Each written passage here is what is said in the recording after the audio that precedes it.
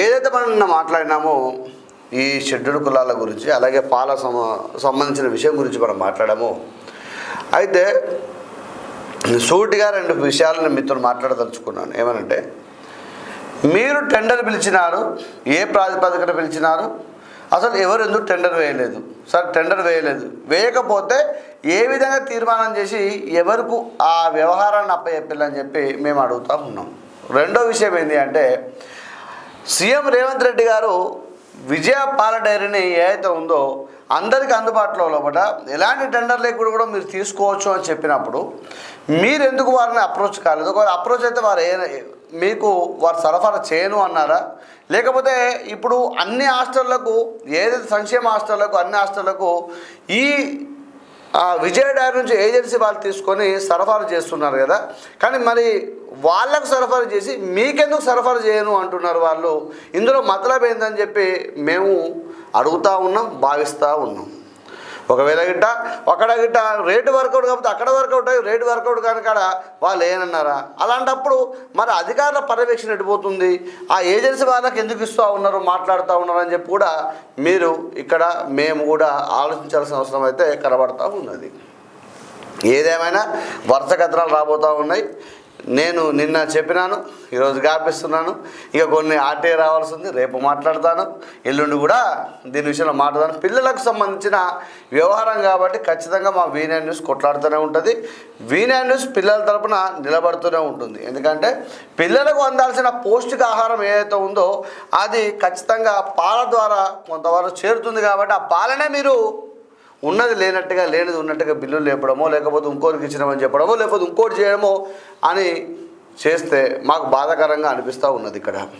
సరే, మీరు మంచివారే కావచ్చు, నాదే తప్పు కావచ్చు, కానీ ఏదైనా విషయాన్ని ప్రజలకు తెలియపరచాల్సిన అవసరం అయితే ఉంటుంది. కానీ మీరేం చేస్తున్నారా అంటే, నాకు ఒక KGBVకి ఒక లెటర్ పెడితే వారు ఏం చేసినారా అంటే, నేను లిస్ట్ అడిగాను, అడిగితే వారు ఏం పెట్టినారంటే నా లెటర్లో దేశంలో ఉన్న కేసులు, ఈ కేసుల ప్రకారం నేను మీకు ఇవ్వలేనండి. లాయర్ యొక్క రాతలు కనబడతా ఉన్నాయి, లాయర్ రాతలు కనబడతా ఉన్నాయి. నాకు నేనేం చేస్తున్నా అంటే, నాకు కూడా లీగల్ టీం ఉంది, హైకోర్టు అడ్వకేట్స్ పరిచయాలు ఉన్నాయి, సుప్రీంకోర్టు అడ్వకేట్స్ కూడా నాకు పరిచయాలు ఉన్నాయి. నాకేందని తెలుసు, నాకు పూర్తిగా. మీరు ఇక్కడ ఇవ్వకపోతే నేను డైరెక్ట్ ప్రిన్సిపల్ సెక్రటరీ పెడతా, ఆఖరికి రేవంత్ రెడ్డి గారికి లెటర్ పెడతా, నాకు ఈ డాటా కావాలని చెప్పి నేను పర్సనల్గా సంతకం పెట్టించుకుని వచ్చి మరి నేను అక్కడ ఇచ్చే బాధ్యత నాదే ఉంటుంది. గుర్తుపెట్టుకో, నేనైతే వదిలిపెట్టే పరిస్థితి లేదు.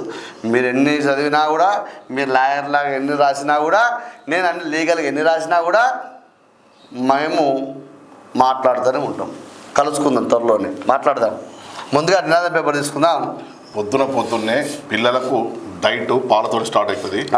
ఆ డైట్తో అంటే స్టార్టింగే మీరు మోసం చేస్తున్నారంటే, డే స్టార్టింగ్తోనే మోసం ఉందంటే ఎండింగ్ వరకు వాళ్ళకు ఎలాంటి పౌష్టిక ఆహారం అందిస్తున్నారు? ఇప్పుడు నార్మల్గా వాళ్ళు పంచవచ్చు, ఇవ్వచ్చు, నేను కాదండి, తప్పు మాట్లాడుతున్నాను. ఇక్కడ మిత్రులారా గమనించండి మీరు. కానీ ఏ పాలు ఇస్తున్నారు, ఎంత క్వాంటిటీతో ఇస్తున్నారు, మీ దగ్గర ఎంతమంది? ఇప్పుడు 20 మంది ఉంటే 30 మంది బిల్లులు వేయబడుతున్నారా? 40 మంది? నేనేం అడుగుతున్నాను మిమ్మల్ని, మీరు పాలు పోస్తున్నారు, మీ హాస్టల్లో 30 మంది ఉన్నారు ఈరోజు, రేపు 40 మంది ఉంటారు. నేనేం అడుగుతున్నా, ఆ 30 మంది డాటా మీరు పాలు పోసింది ఆ రోజు ఎంతమంది ఉన్నారో డాటా ఏమంటున్నా, మీరు బిల్లు లేపిన డాటా అయితే ఉంటుంది కదా. రాష్ట్రం అంతా వీళ్ళకు పాల సరఫరా చేసే విజయ వాళ్ళు వీళ్ళకి ఎందుకు సరఫరా చేస్తలేరు? అదే అడుగుతూ ఉన్నాను.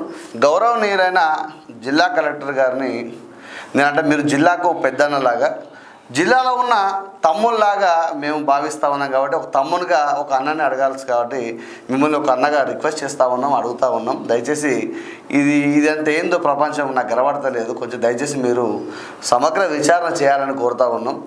ఏదైనా కూడా నేనంటే తప్పుంటేనే వాళ్ళకు మీరేం చేస్తారో చేయండి, మంచి ఉంటే ఇట్లా కాదు ఇంకొంచెం మెరుగుపరిచే విధంగా ఉండాలని చెప్పి మీరు చర్యలు తీసుకోవాలని చెప్పి మిమ్మల్ని మా ఛానల్ ద్వారా కోరుతూ ఉన్నాం.